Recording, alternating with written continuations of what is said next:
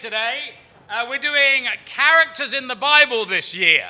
And we type out our lessons, so if you're here for the first time, nudge the person next to you and they'll email it to you. And today we're going to be doing the character of Jonathan. You know, I don't think I've ever heard a sermon on Jonathan. I've heard short charges on Jonathan. I've heard references of Jonathan. But I don't know I've ever heard a full sermon on it. And he's a really interesting character. So for those of you maybe who don't know the Bible that well, let me just give you a little brief history. So a bunch of guys called the Israelites left Egypt, went through the Red Sea, and they went into Israel. And they were led by a few judges. Some of you may know Samson's quite famous. And then they asked for a king. And the first king was King Saul. And his son was Jonathan. And that's who we're going to be talking about today. And the title of today's lesson is called Jonathan Dared to be Loyal. So the theme we're going to be talking about today is loyalty. You know, Jonathan was loyal without fault. How many of us can actually say that? Loyalty is one of life's most costly qualities. It's the most selfless part of love, is to be loyal. See, you cannot live only for yourself if you're loyal.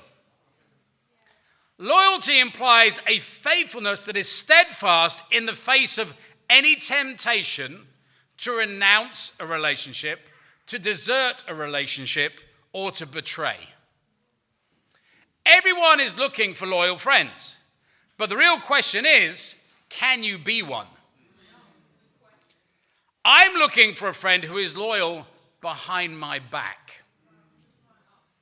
Aren't you? See, anybody go, I like you when they see you. It's will they defend you behind your back? Loyalty is rare. So when I find a loyal friend, believe me, I do whatever it takes to keep them. And if any of you know me, that is true. I hold friendship as really outside of my relationship with God and my family.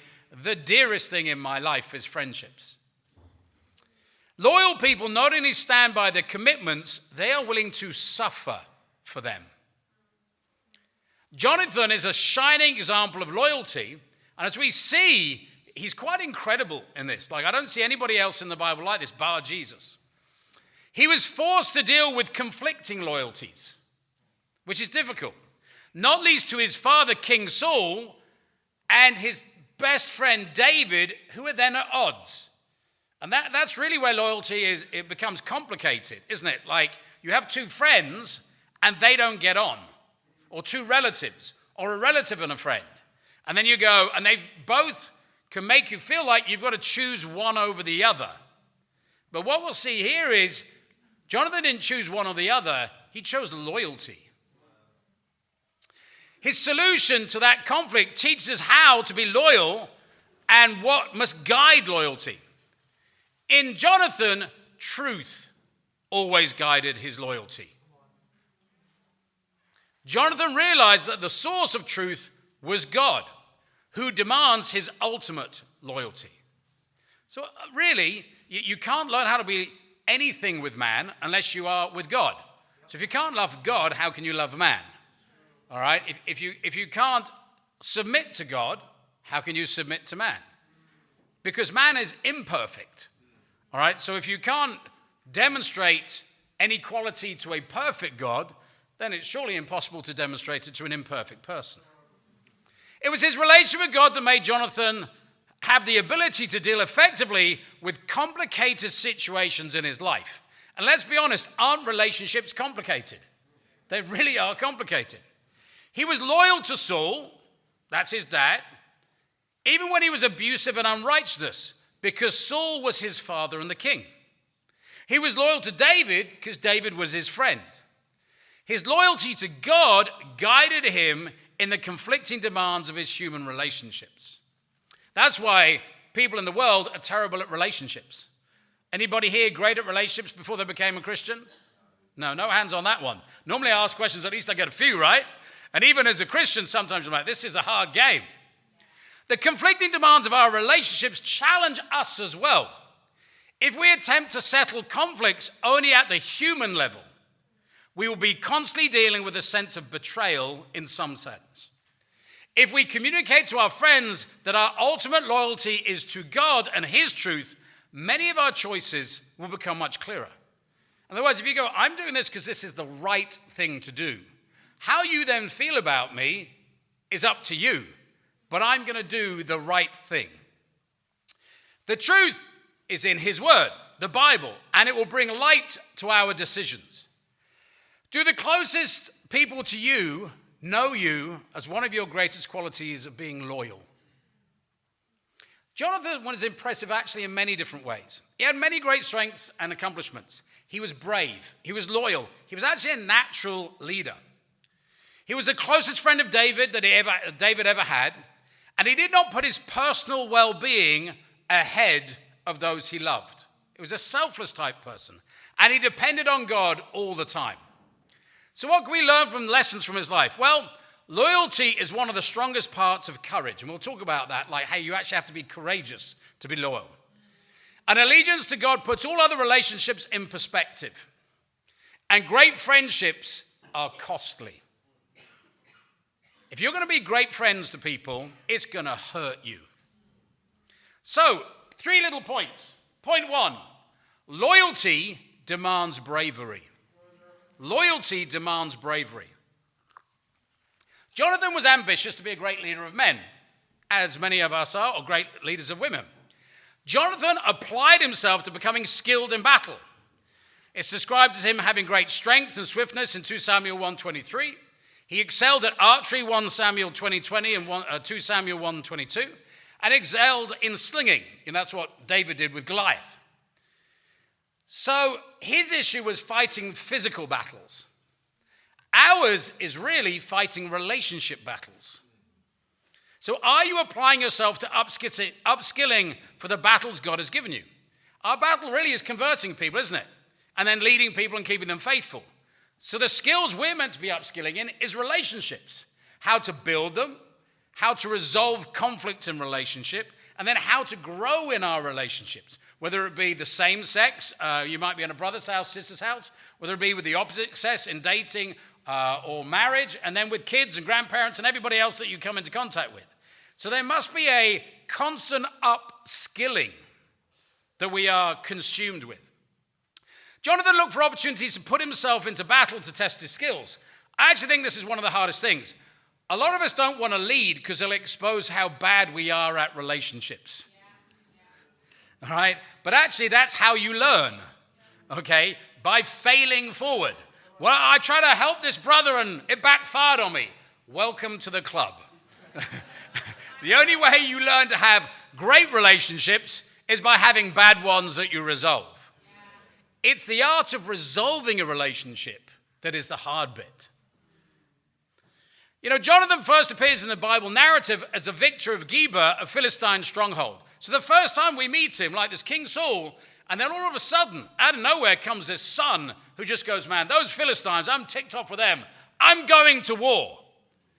A bit like maybe sending out a missionary. You know, like we sent out 3 mission teams. It's like, yeah, who was Paul? He was this guy in the east a bit and the west. Now he's leading Fiji. Whoa, where's, you know, it's like he suddenly arrives, or Beric suddenly arrives, or Solomon or Megan, whatever it is. But this real moment of, hey, all that hard work is now paying off.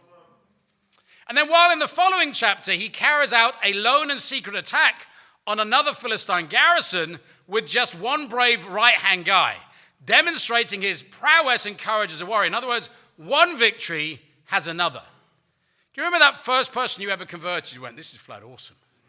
Give me another God and another.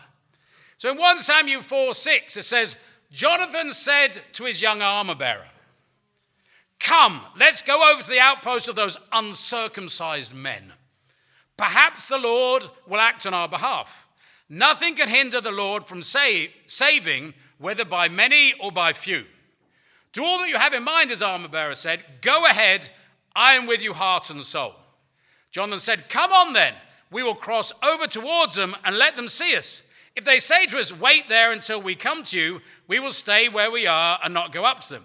But if they say, come on up to us, we will climb up, because that will be our sign that the Lord has given them into our hands. So both of them showed themselves to the Philistine outpost.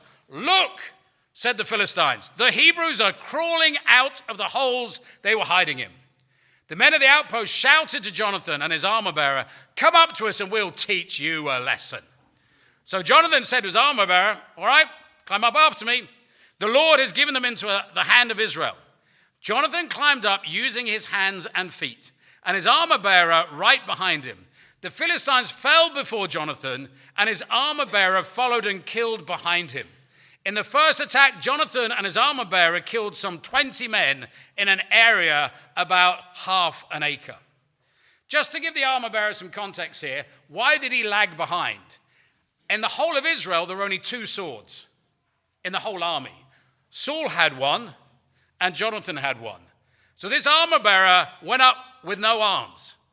So he lagged behind most probably to pick up a sword and a shield. All right, so it wasn't like he was a coward. It's like, "I'm with you, Jonathan, but these hands ain't made for, fighting." So there's a little bit of a step behind where you can imagine him going, "Hold on a sec, I just need a sword, I need a shield, and off I am with you." Are you looking for spiritual adventure, or are you hiding in the shadows of spiritual mediocrity? What did you do for God this week that challenged your faith?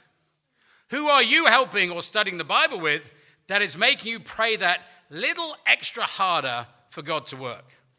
Sometimes I hear Christians go, "Church is a bit boring." I said, "When was the last time you brought a visitor?"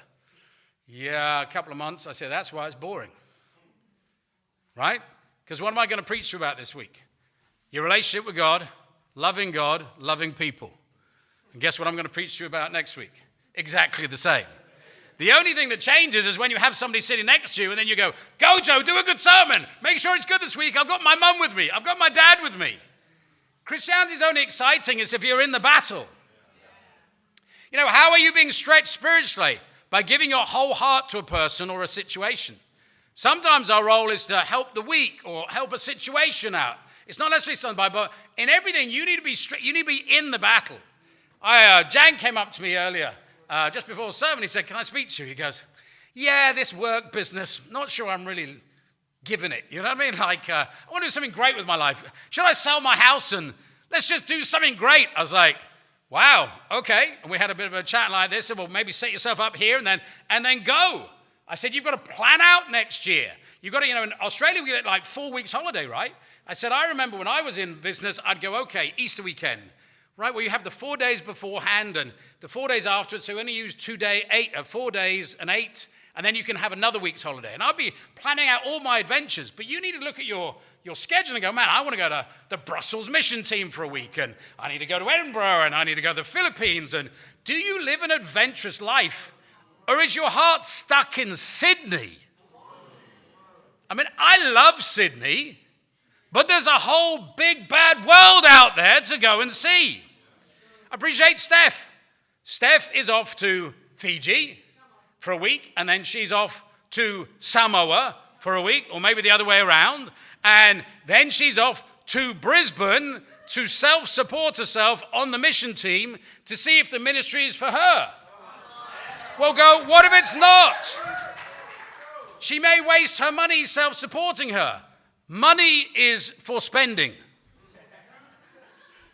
You realize that? Like, money is meant to make your life richer in your relationships. That's what it's there for, is to have the adventure. I appreciate, Pete and this balloon thing that is getting bigger and bigger and bigger and bigger. So we raised money for the mission teams that we sent out. And Pete, Paulina, the Wade family, we have the Israelites, we have the Wadeites, I'll call them now. Okay, that Bible called the Wadite. And it was just Pete and Paulina go, "How do I make this money?" And then last year, he got loads more people on it, where they raised 17,000. This year, it's like the restaurants are like, "We need you," and there's Betty Burgers, and just in one night, I know they raised $2,600 last night, and there's other groups that raised so many. They're on an adventure. You can tell because Pete's like, "I'm a little bit nervous. When you're on an adventure, like, will this work? Will this not? Can I pray? Can you pray for me, with me, help me?" And that's the adventurous spirit. It's not warming the chair on a Sunday morning. I appreciate Dante. I now call Dante the church leader. So if you were with me, like, I have a young intern that I train up. It was Matthew before. Now he's gone back to Hong Kong. So it's now Dante. He's the church leader.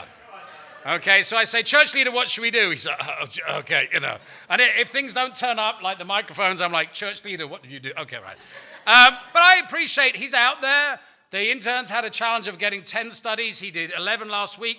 It's then inspired. Well, Ash is like, now I need to get all my region, the West, and everybody in a Bible study. And there's this attitude of, okay, we're out there. But they're growing.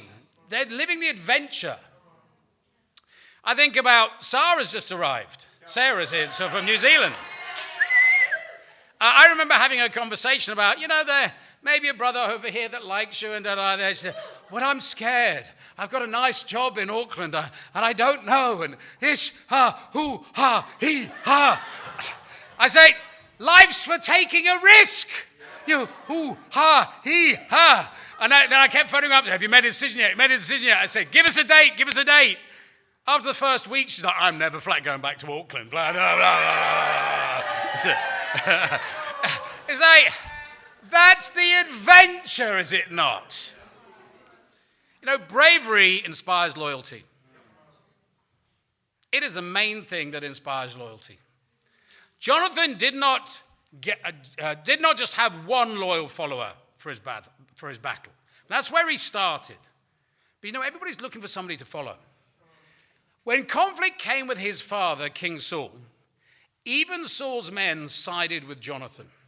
So basically, after the victory, Saul goes, hey, Jonathan started something here. Let's get everybody to go and fight now. A bit like the balloon. Pete's awesome. All right, he's our Jonathan. And we're all on board now, okay? However, Saul makes this really bad decision and goes, 1 Samuel 14:24, nobody's allowed to eat. We're all going to fast while we go out to battle. That's not a good idea to be selling balloons and having everybody fast in the same day, and they're all sitting there going, can you buy my balloon, please? I need to get home and eat, please. It wasn't a good decision. And then Saul later finds out that, Jonathan was like, that's just silly. Look, they go through a forest, they find some honey. He said, you need energy. You need an energy bar. And then Saul's like, I'm going to put my son to death. Because he's really harsh at this time. And all the men are like, are you nuts? This is the bravest man in the army. And you want to kill him? Are you nuts? But you understand that Saul had the power to kill anybody. They were willing to put their life on the line for Jonathan because he was willing to put his life on the line for Israel. Jonathan won the loyalty of those around him because of his bravery. Do you win the loyalty of others? Our role as a Christian, once we become saved, you can't become more saved. You can just become better or more effective at saving others. Our job is to win the loyalty of other people so that we can then bring them to God. How good are you at that? Do you talk the talk but not walk the walk? So no one wants to walk with you. So you go, come follow me to church. Well, no. You have to ask yourself, what have you done for them in their life? We just want somebody to come to uni. They want you to help them with their studies. Does that make sense? They're looking for a God that can help them. And the only way that they can see a God that can help them is by you helping them first. You are the bridge. That's what you are. So you need to display loyalty to these people. Sometimes, it's taken us literally 10 years to bring people to church. But you have to be loyal to the cause and to them. There are many brave disciples that inspire loyalty. I know for us, when we were stuck in Brisbane, it was the Klopeks. I've shared about them, but these are friends that, this was, when Zoom was sort of new. Okay, everybody has it now. But they would faithfully get with us every week and encourage us and encourage us to come over. And they were loyal to us and gained nothing from the relationship. As a result, we came to America. We went back in the ministry. And we still have a great friendship. I was speaking to Chris this week, just having a laugh about this and that. I think, even I'll be honest, Sarah's come here and the brother's a bit like, I'm actually blown away she's come. So this is inspiring me. It's like, you do something great, they do something great, you do something great, they do something great. But it's like, that's what it takes. See, we're looking to meet people that just go, I've been looking for God all my life. They're out there, but they need to see God in you. So go through your phone and ask yourself, how have you shown loyalty to the people that you are reaching out to? One of the first things you need to do is if you meet somebody and they give you their telephone number, is actually phone them up. How many of you meet somebody and you never phone them up? How does that demonstrate loyalty? How does that demonstrate God? That does not. See, we walk around crying out to God going, why aren't you working in my life? He goes, because you're not working in their life. I want to, but you're like a valve that's got a blockage. Unblock your heart and start giving to people. Point 2, loyalty demands forgiveness. Loyalty demands forgiveness. Jonathan had a complicated relationship with his father. On one hand, Jonathan brought his father great victories and the loyalty of many men. So because Jonathan was with Saul, many people continued to follow Saul. However, later, Saul, his father, suspects Jonathan of colluding with David, who he believes is conspiring to overthrow him. He's not, but you know people can get insecure. Saul, Jonathan's father, insults Jonathan in 1 Samuel 20:30. He says, you are a son of a perverse and rebellious woman. That's pretty insulting. I know, okay. Jordan, you're the son of a perverse and rebellious woman. That's pretty insulting, right? I mean, your mom's great. That's pretty insulting. Like, dang. Even goes worse. He attempts to kill his son Jonathan by throwing a javelin at him during a fit of paranoid rage. 1 Samuel 20:33. But Saul hurled his spear at him to kill him. Then Jonathan knew that his father intended to kill David. So I know sometimes we complain that we get challenged a little bit harsh, but has anybody had a leader throw a spear at you? Good. I'm glad no hands have gone up there. But you're like, that's pretty intense. Yet Jonathan in all this was never unloyal to his father. He was willing to stay with him even when God took the Holy Spirit away from King Saul. Staying by his father's side even when he treated others unjustly, like his best friends. You know, when somebody mistreats your best friend, that can cause you to go, I don't know if I want to be your friend anymore. He was even willing to die by his father's, King Saul's, side. 1 Samuel 31:1. Now the Philistines fought against Israel. The Israelites fled before them, and many fell dead on Mount Gilboa. The Philistines were in hot pursuit of Saul and his sons. They killed his sons, Jonathan, and it lists the others. That's real loyalty. Now, loyalty is not tested when you are being treated well by your friends, families, leaders, or church. It's tested when you're not. Then your desire to be godly or ungodly and loyal are tested and revealed. This type of loyalty takes forgiveness. That's the thing that's really hard, isn't it? How much forgiveness, you say? Unlimited forgiveness. Matthew 18:21. Then Peter came to Jesus and asked, Lord, how many times shall I forgive my brother or sister who sins against me? Haven't we all asked that before? Okay. Up to 7 times? Maybe 10. I've got 10 digits. I can count it. Okay. Jesus answered, I tell you, not 7 times, but 77 times. And 7 being the number of perfection is going just endless amount of times. You know, that's why our marriages work. How many times has Kerry forgiven me of insensitive words, of being late, of not doing what I've said, and the list goes on. Thankfully, she doesn't know she doesn't count. I love you, honey. Because love keeps no record of wrongs. But there are not enough books to put them in. Why are you all laughing? Okay, all right. I think, how many times have the people I have led had to forgive me? Things I've said from the pulpit, things in person. Maybe I wasn't having a good day, and you're like, well, you're a leader. You should just be like Jesus. And I'm not. I'm sorry. But how many times have you had to forgive me? And you have. That's why you're still here. I remember that. This is a really bad one, and I actually can't remember what it was, but I can remember I did it. Me and one of the missionaries, Mason, when Len was a young Christian. And I remember we really hurt him. And afterwards we went, yeah, that was really bad. Now, Len is like one of the calmest human beings in the entire world. And it's a funny thing, when people don't react in an ungodly way, you feel even worse. Do you know what I mean? Right? And me and Mason were like, man, we need to go and apologize to him. And we're the leaders, right? We're going to go. I remember coming to Len and I just go, man, we've really messed up here. I'm really sorry. And Len's like, yeah, amen, like this. And I keep trying to remember what it is, and even Len can't remember. Maybe, no, he can't. He's like, I can't. But I can remember sinning against Len. Do you know what I mean? I'm like, but he's had to forgive me. I think when we constantly train people, this is something the church got used to. We're the mother church of the other churches. We're constantly getting young men, we're raising them up to teach them how to lead, and when they just get good, we send them out. And then there's a new church leader like Dante. But I love Matthew when he went out, but can you remember the tram sheds at the beginning of the year? Yeah, right, okay, and Matthew was in charge, and I went, where's the pulpit? Right? And the speakers? He went, oh. And then Maddie's running over to get the pulpit from my house, and Jono breaks his leg jumping over the thing. And we're trying to, but by the time it was like, Matthew left, and it was great.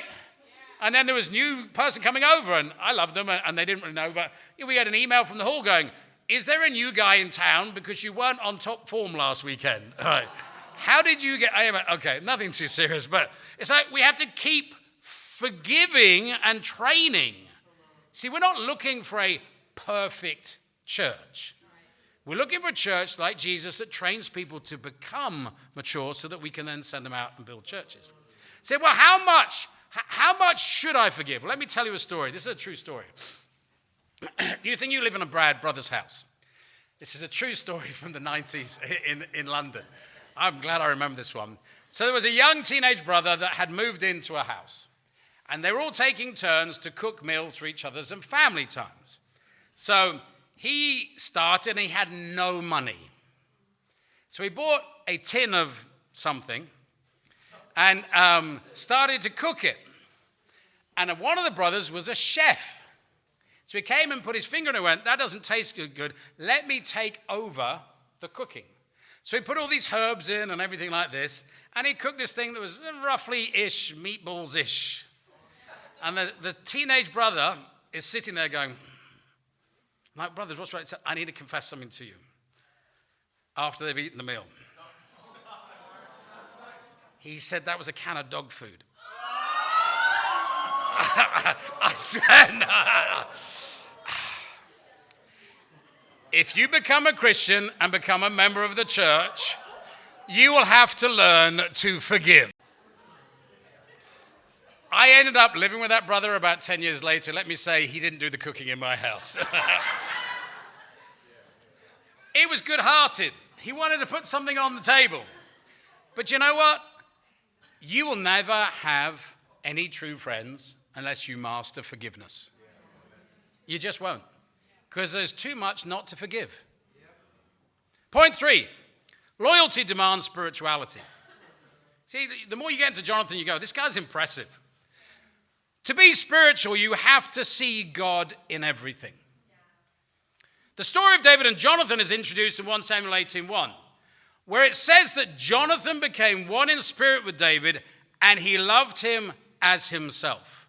I mean, this is a bonded relationship. In mourning Jonathan's death, David says about their relationship in 2 Samuel 1:26, I grieve you, Jonathan, my brother. You were very dear to me. Your love was more wonderful than that of a woman. You go, that's a bit weird. No, it's not. David had many wives. So having a wife was quite impersonal in those days. So he's like, who's my best friend? Like, who do I go out to battle with? Who do I mean, this guy, we are as tight as anything. Yet this could have been so different. Jonathan was King Saul's son in line for the throne. David, with all his victories and the anointing of God, could have been a threat to Jonathan because that's how Saul saw him. He's like, David, you're going to take over the throne, so I'm going to try and kill you. Jonathan would go, well, when Saul, my dad, dies, I should be king. So really you'd think, I don't want to be friends with this guy that's going to try and take over the kingship. Yet Jonathan knew it was God's will for David, not him, to be king, and he was loyal to God's plan. 1 Samuel 23:15, when David was at Horesh in the desert of Ziph, he learned that Saul had come out to take his life. And Saul's sons Jonathan went to David at Horesh and helped him find strength in God. Don't be afraid, he said. My father Saul will not lay a hand on you. You will be king over Israel, and I will be second to you. Even my father Saul knows this. The two of them made a covenant before the Lord. Then Jonathan went home, but David remained in Horesh. See, the reason why Jonathan was able to keep it all in perspective is that he was loyal to God's plan for salvation for Israel. And it wasn't going to come through him. You see, when we get man-focused, when we go, I should be in that position, or he should be in that position, or I don't agree with that decision, you are saying God is not in control. And if God is not in control, let's all run for the hills. Let's be honest, okay? Either God is in control or is not. If he is, then we need to remain humble to his direction. If he's not, we're all doomed. And we're not all doomed, just to remind you. Okay, but I think about it. Loyalty to God's plan of salvation of the world means you have to be happy being second or third or even last. Mark 9:35, sitting down, Jesus called the 12 and said, anyone who wants to be first must be the very last and the servant of all. You know, too many, we get involved in the politics of the church. Well, I don't know about that decision. Well, I don't know about that decision. I don't know about that decision. God raises people up and God pulls them down. And he does it for reasons that sometimes we don't even understand. We need to keep in our role. You know, are you happy with God's will for your life? Everybody rages because they're like, I'm just not happy. Why are you not happy? You think about it. Why are you not happy? You have food, you have money, you have relationships, you have electricity, heating, balloons, I mean, whatever it is, okay? You know, hot dog, whatever it is. Why are you not happy? The only reason why you are not happy is because you're not getting what you want. And while you fight for what you want instead of what God wants to give you, you will always remain unhappy. Do you see the hand of God in the situations that seem unjust? Are you happy to have things taken from you or given to others that you think should be yours? I remember my dear friend Chris Klopek went through a very hard time and was receiving some discipline that I thought was unfair when he was in America and I was here. And I was pretty mad, to be honest. And I had my friend Michael Williamson here, and I was expressing it to him, and he just turned around to me and says, do not interfere with the discipline of God, because you will get hurt. It was like a bullet. I was just like, so I just prayed. And what I realized is that if you don't receive instruction gently, then you will have to receive it forcefully, right up to the point where you will have to receive that instruction harshly. Because if you're not listening when there's a whisper or a kind word, God will keep putting on the force until you hear it. And if that's the point of being harsh towards you, he will go there. You now speak to Chris and he's like, I didn't like it at the time and I disagreed with it at the time, but I'm so grateful it saved my soul. There's a real challenge there that we should be humble to the whispers. But also, God is willing to discipline us harshly if it's needed. You know, do you even look for the hand of God in those situations? I think now it's easy to see the hand of God in retrospect, isn't it? Always like, you know, when we were made redundant in England, and it was a hard time, couldn't get a job, and we had to sell our house because we couldn't pay the mortgage and everything like that. Then we went, well, now we're free. Where should we move? And we went, right, let's move to Australia. In other words, without being made redundant, we wouldn't have come to Australia. Was it a bad thing? At the time, it seemed disastrous. Mortgage problems, everything. And yet, now I'm like, it was the best decision that God ever made for us. I think every ship that travels on an ocean is buffeted by rough waves. And sometimes those waves put you off course.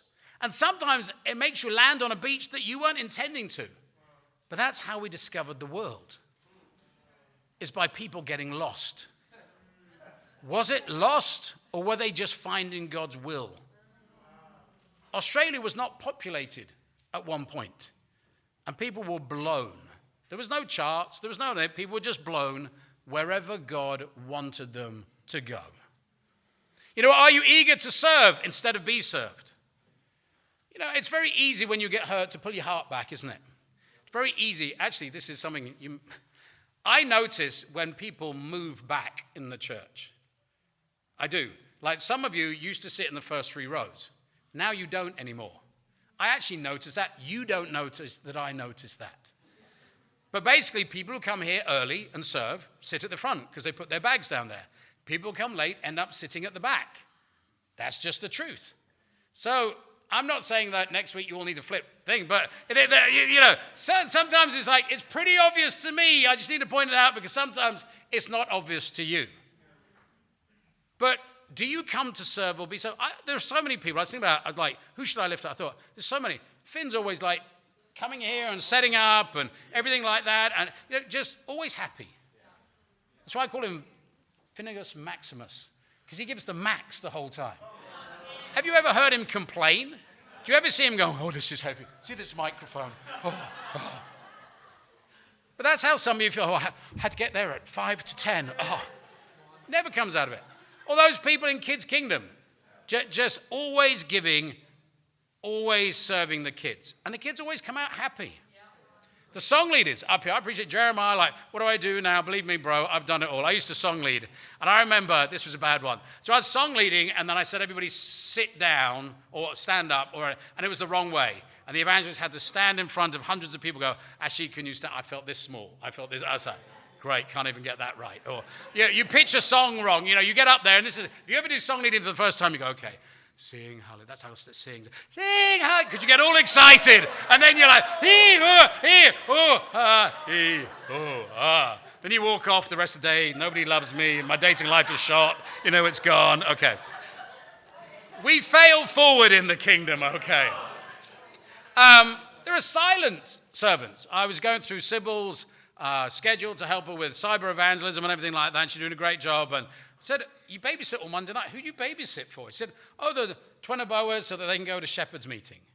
So that's the one I've just found out about. But I'm sure there's hundreds of situations that you're serving. So sometimes you need to just get up and have a quiet time and go me. Do you know what I mean? I am doing well.